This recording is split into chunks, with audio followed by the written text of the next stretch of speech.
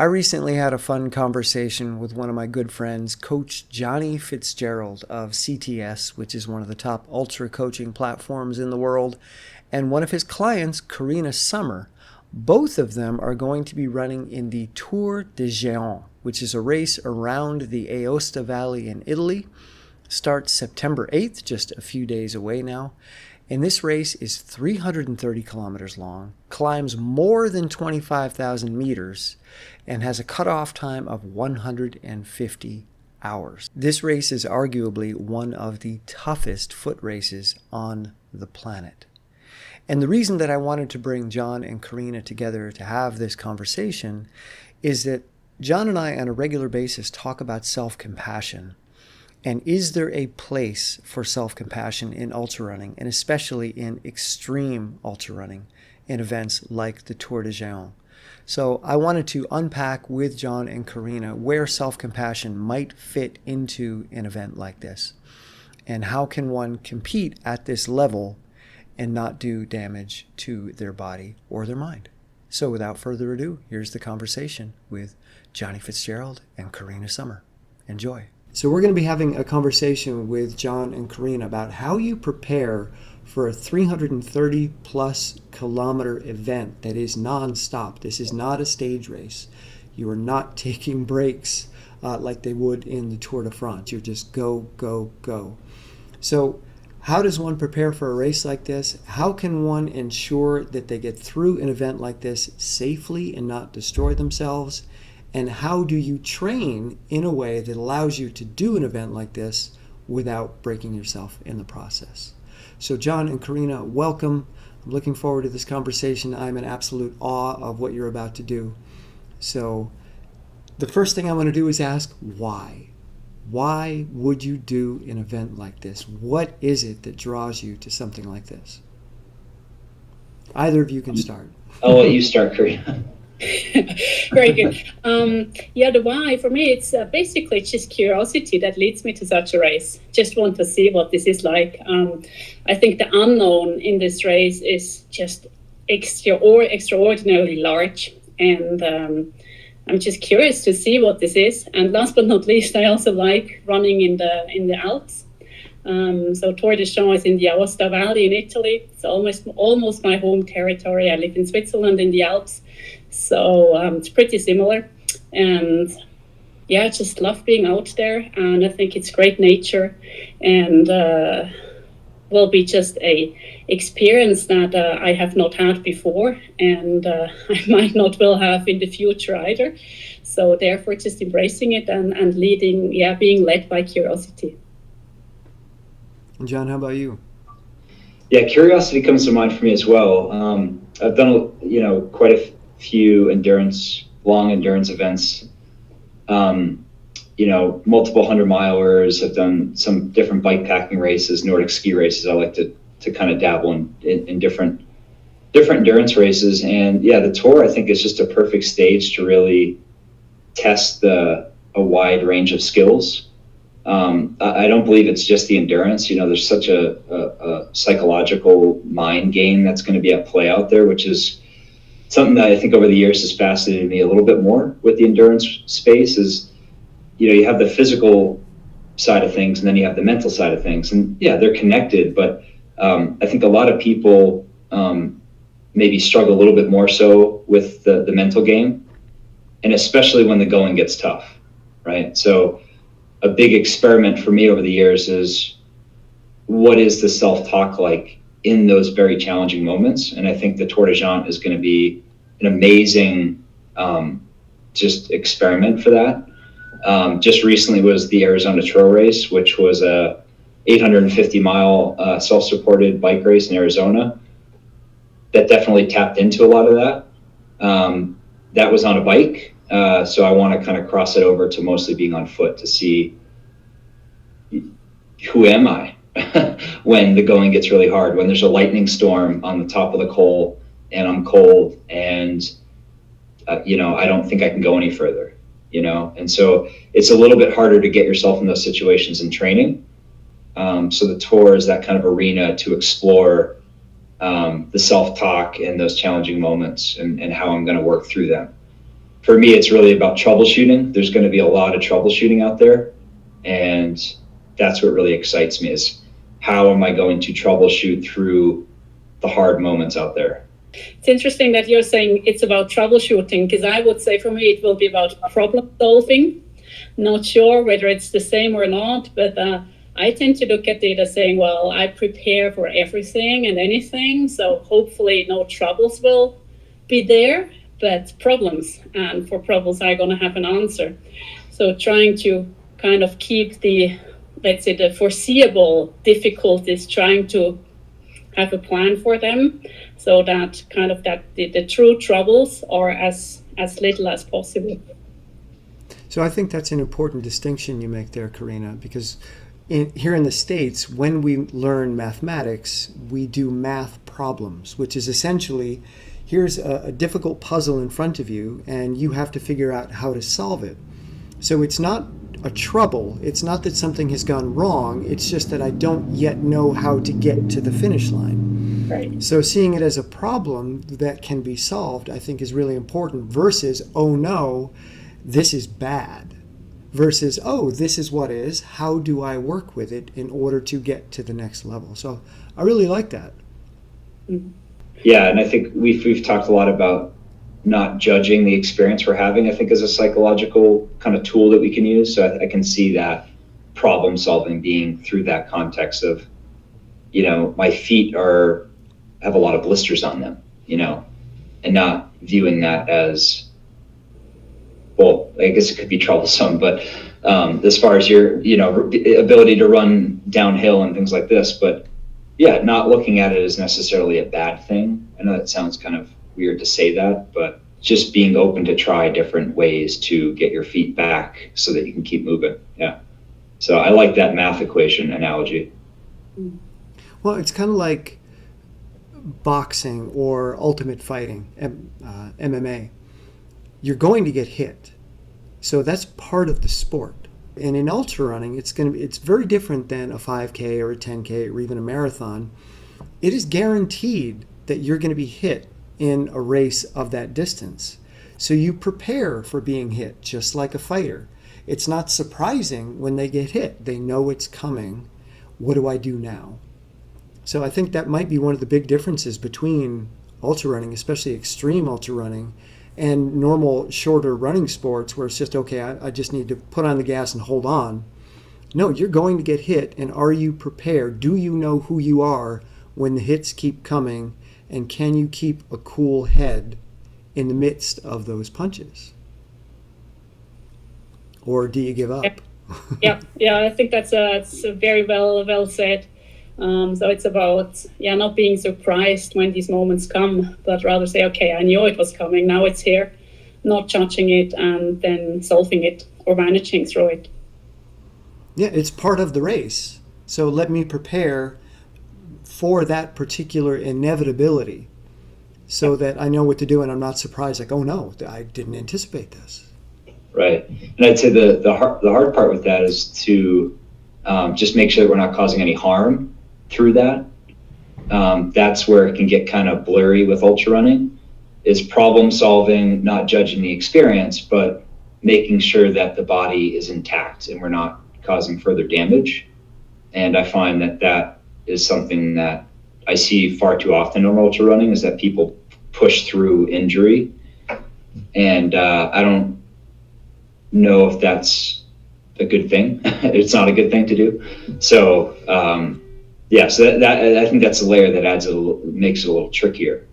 I think we're not going to get away with niggles in such a race, because it's, if you're fast, you're out there for 80 hours. If you're slow, 150 hours. So that's in either way, it's too long of a race duration to just ignore. The needs that the body is having. So it really does come down to self-care as it gets longer and longer. I bring up the Appalachian Trail through hiker. If you're going from Katahdin south down to Georgia, and in Maine you have a hot spot, you're not going to ignore that, right? You're going to tend to that. You're going to care for your body in that moment so you can keep going. So I think that's a big part of the tour, especially, is looking after your body, and making sure that you're taking care of it so that it's able and wanting to continue to do the loop around the Aosta Valley. I think one of the big challenges that I see as an outsider to ultra running, I've done 50Ks, that's the longest I've ever done, is that there's a certain mythology about the sport and the people who do the sport. They become gods of sorts. And one of the things that people tend to celebrate them for is their ability to push through things that probably shouldn't be pushed through. And maybe these stories aren't even true, and it doesn't matter, but they become the myths that drive this sport forward. You'll hear stories of somebody on a 50-day event, and on day one, they pull a muscle somewhere in their quad or calf, and yet they keep going. And then they become a legend for that. Or our favorite ultra runner, David Goggins, has the 40% rule. He says when you feel that you're at your absolute limit and you're done, you've only used 40% of what is available to you. Just harden the F up and keep going. And if you've got stress fractures, just keep going. Don't let that pain stop you. Pain is just weakness leaving the body. So you get these people who become, these mythological figures that get so many people excited for the sport, and they think that's what the sport is about.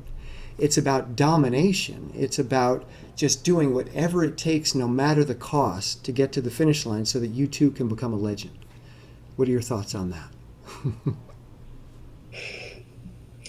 Yes and no. I think there's a lot that is talking to me, and I do think that you'll need to push through a lot, and probably races are the right place to push through, but you also need to know when there is no point in pushing through. And especially now, we're talking about also preparation, when in preparation you need to stop in order to make sure the body is intact. And then, because otherwise you cannot prepare well. So there is, I think, this ability of ignoring pain and pushing through. It is a great one. I have it to a great extent, but the key thing is to know when you should apply it and when not, because otherwise it does more harm than any good to you. And these are kind of the aspects that are never told in these stories about heroism and when pushing through pain or injury. It actually can have a very negative side too, and only in few occasions a very positive one that will bring you to the finish line in the best time. Yeah, it reminds me of the Serenity Prayer. I'm not sure if you're familiar with that, Corina, but no, I'm not. Give me the strength to endure that which I cannot change. Give me the courage to change which I can change, and give me the wisdom to know the difference. Yeah. So like that wisdom is like, okay, I can push through this, but is that the smart choice? I can handle the pain, but should I? Do you have a point where you're like, okay, I think it's time to drop? I've been preparing for this race for a long time. I spent X amount of money getting here, whatever it took to get to this race. I've got my entire crew here, and yet the smart thing to do is to drop out. Do you have a point where that switch gets turned on and say, okay, I'm pulling the plug? Nope. No, but so let me add to that, because I didn't have that in training either. And since working with John, I started to find that knob, and we've been going back and forth a lot around, okay, when is that point where, I need to be flexible, something need to change, I cannot push through, and accepting this, that it's the better way in training and better way for getting healthy and fit to the start line of Tour de Champs. So I think there is something in it, having actually knowing when and how you can operate that handle. But now for Tour de Champs, quite honestly, I haven't really thought about this in full yet. I do think, though, there are certain performance standards that I like to meet, and if I cannot meet several of them, then probably this is the right time to drop. So you have metrics that you'll be looking for along the way, or milestones that you'll want to meet. Yeah. Okay. Yeah. How about you, John? Yeah, well, I go a couple different ways. I go with like the relationship with discomfort and pain, and that's going to be different person to person, you know. And so what one might view as, oh my God, this is causing severe damage, for another person that might be okay.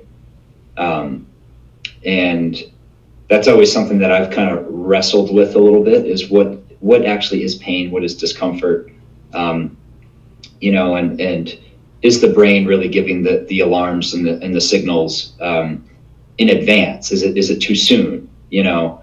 And so that's I think a fascinating area to explore is the brain and how it kind of is, you know, jumping in and saying, wait a second. And you see this a lot in ultramarathons with, you know, individuals that are talking themselves out of the race, and maybe it wasn't in fact anything that was life threatening. And so, and we've talked about this a lot, both Corina and Tim. You know, the dance, we're dancing kind of on this line with that, right? When we're pushing our body that far. For example, the Tour de Geants. One area that I'm not. Maybe I'm slightly scared of is the sleep deprivation, because I realize that is a big player. If you're looking at finishing, you know, in a top position, if you will, the individuals that are able to navigate that sleep deprivation, or therefore not sleep and keep moving, are probably going to do pretty well, right? Because no one out there is moving blisteringly fast. We're all kind of just marching forward at a decent clip. And so it comes down to, you know, the perception of discomfort and maybe pain in the midst of, I'm on day 2 and I haven't slept yet. Are we safe? Can we keep going? Is there a risk of falling and hurting ourselves, you know? So that's what kind of is going through my mind. But I think it's fascinating, the brain and sending the alarms of, are we safe? Are we okay? And how we tune into that.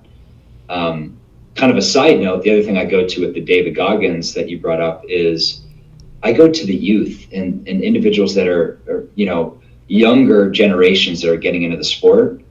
And I look at, we're kind of setting an example, right, for those athletes. And it just kills me to think that there's younger athletes getting into the sport that they think that they need to push through injury to be, you know, competitive or to hit a goal or what have you.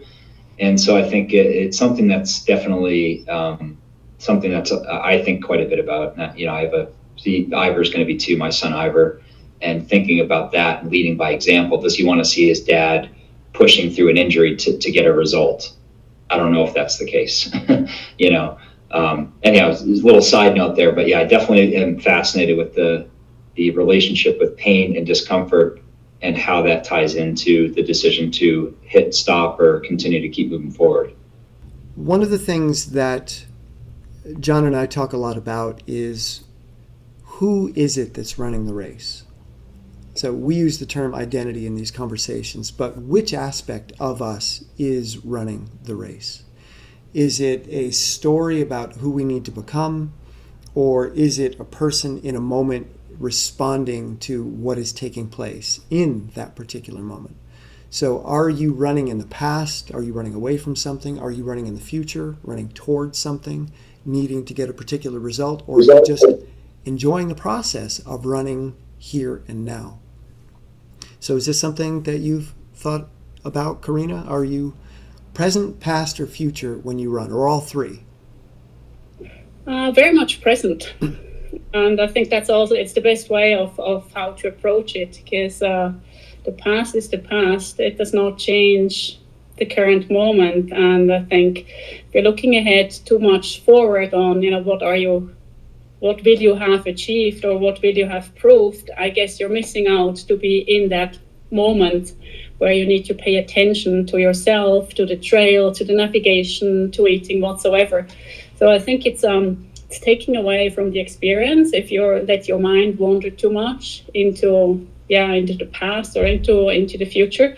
So for me, it works best to be very much in that moment and live it to the fullest and seize it. making sure that it's just going to be so great that you will remember it. And what happens when things potentially show up as problems that need to be solved that might prevent you from a desired or expected result? Can you remain in the present, or does the future start creeping in?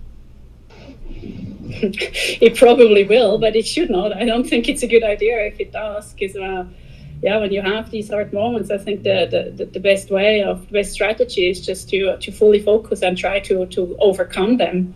And if it helps to think about, well, what will this feel like if you're crossing the finish line, then fine, be it. But other than that, I think the full attention is going to be needed in that moment.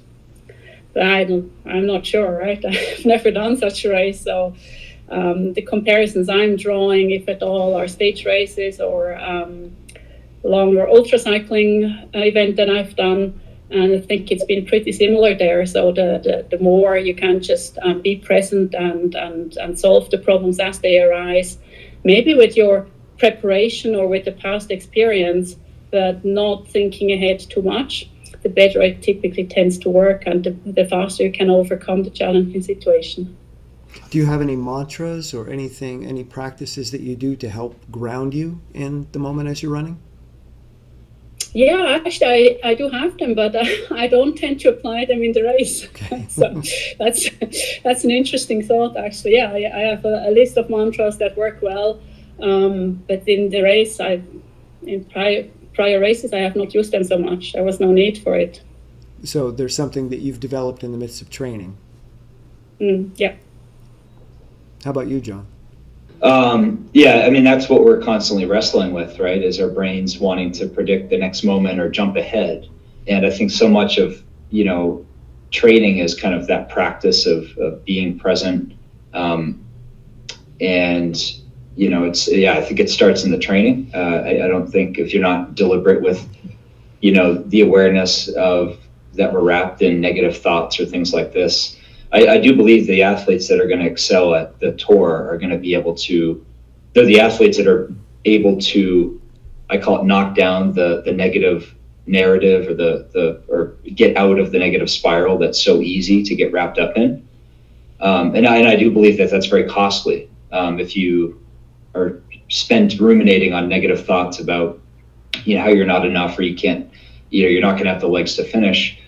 Well, that's gonna create a lot more stress in the body. That's going to make it that much more challenging to continue to move forward. So I bring back the Arizona trail race I did that took me 10 days to finish. If I wasn't able to acknowledge that my brain was going into the future or into the past and use tools to be present, which in that moment was smell, or at that time, I wouldn't have finished. That 10 days or the Arizona trail race. So I think the athletes that are able to remain present throughout are going to be the ones that are going to finish the race. They're going to be alarmed to the fact that they're in the negative narrative or wrapped up in their identity too much. And that's gonna prevent them from going forward. So it's a fascinating area that I am not 100% obviously in the present moment training, but I work a lot on self-talk and mantras as well. And every training session, there's a different tool that I use. There's not like a go-to that I use, but I think it's absolutely crucial for athletes, ultra runners especially, to be in the present moment. One strategy that I'm planning on using for the tour, which is kind of scary a little bit, is to not use the GPS watch. I'll have a GPS watch with me and I'll have the track downloaded to my watch, but I'm using that as a strategy to not get so wrapped up in what distance am I at, how much further do I have to the next life base. That doesn't matter to me. What matters to me is how I'm taking care of my body, and that's what I'm going to focus on. So that's just one, again, strategy to kind of help be present for such a long race. John, we've all three of us in this conversation used the term the present moment. And I'm glad you brought up your Arizona experience, because you and I unpacked that after you did it, and we talked about smell being so important.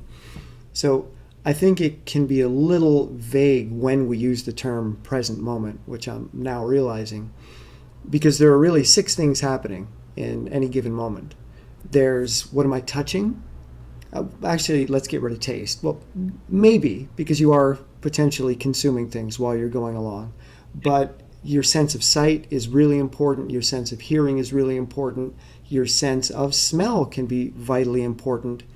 And then we also have our thoughts, which is another dimension to that. So for you, on the Arizona experience, smell was the most important sense for you. It was the one that was the most useful to keep you grounded. So as somebody is moving through a race, we can say the present moment, but which aspect of the present moment? Is it something visually that's captured you? Is it something you're listening to that's captured you? Is it something you're smelling, something you're feeling?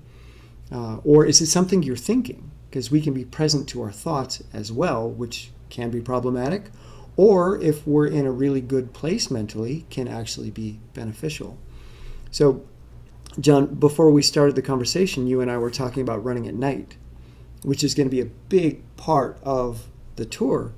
So being able to tune into something at night is most likely going to be non-visual. So what does that look like? What does the present moment look like at night? And how is running at night different than running when you can see things? Yeah, no, I like the idea of just picking up on different aspects of sensations, things that you're picking up. Yeah, I think you could still use visuals at night, because you're going to see headlamps maybe climbing up the next coal or things like this. You have the light beam in front of you. So it's just different types of visuals. But I don't want to go to taste, because that'll eventually become a chore of eating for so long.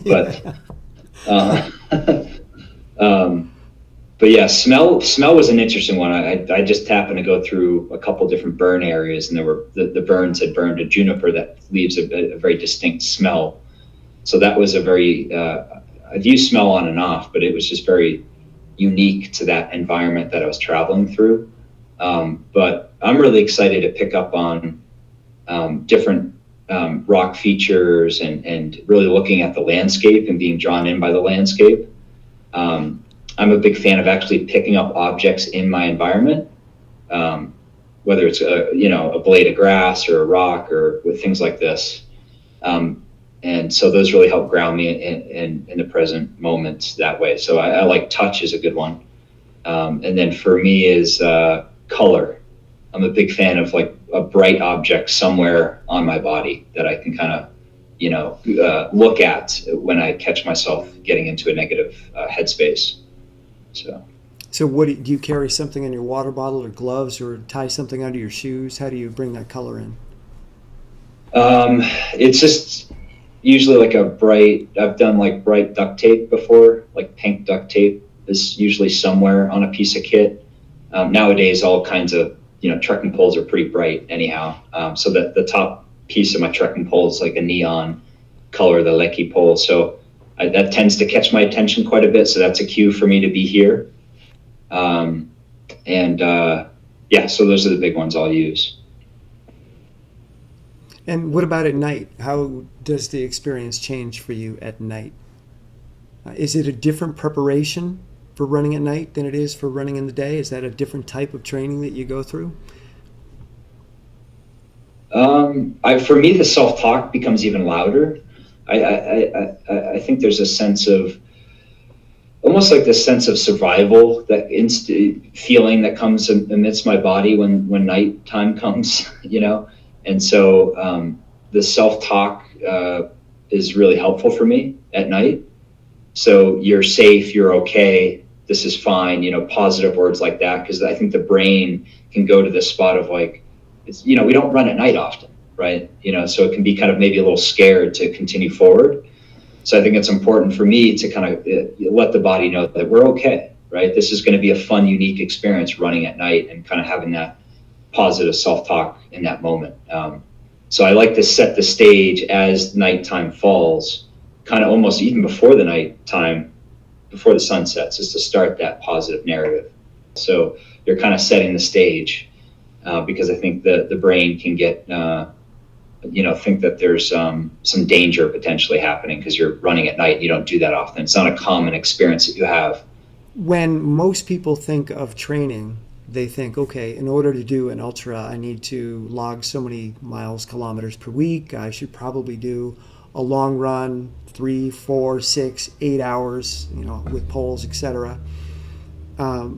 But I go back to thinking about Dean Karnazes. The subtitle of his book, Ultramarathon Man, was Confessions of an All-Night Runner. And in the book, he would talk about how often he would just run all night long, and that was his training. So John, as a coach, and Corina, as an athlete, do you ever, John, prescribe, and Corina, do you employ night running as part of your training? Yeah, so where night running comes in, I think it's more of a confidence thing as opposed to, you're going to get it's better training, because there's a cost to running at night too, as far as, you're dipping into sleep and your body's ability to recover from the training. So I still think that should take priority, is, again, looking after your body and making sure that you're still getting in the adequate training, you're still putting in the time, but you're able to recover from it.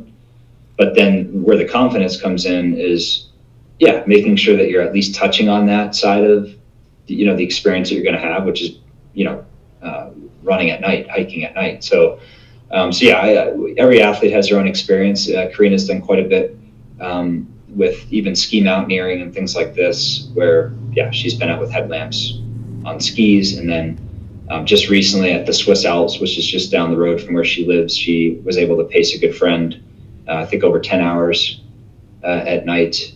And so, not overdoing it, but having enough experiences that you can, again, lean on in those moments during the event, I think is key.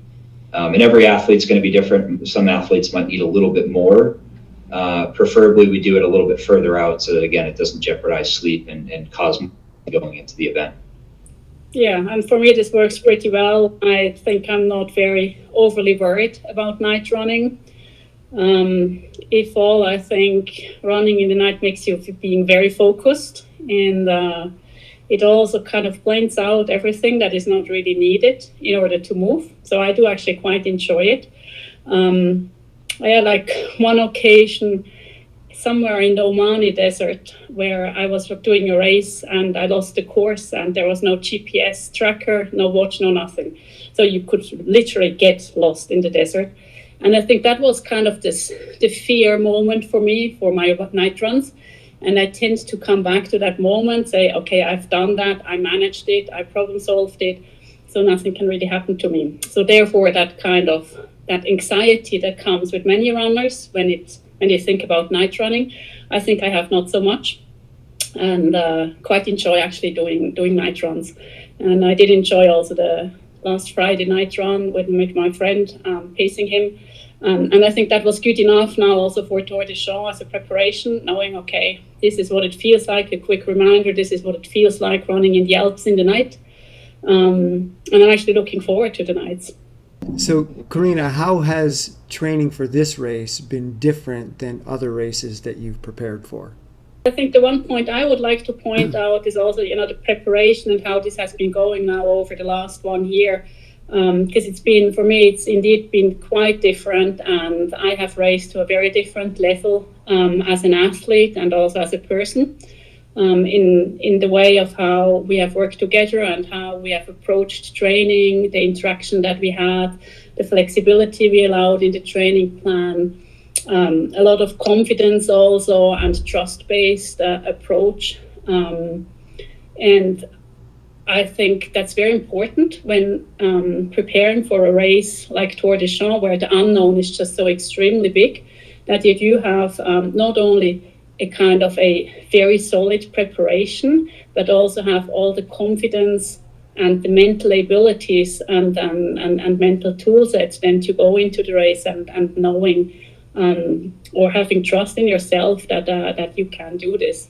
And I think for me, this has been very rewarding now, this one last year. And I do go into that race with looking forward to it very much. Very happy that I can toe the line and full of confidence. And I think that is just a great spot to be in.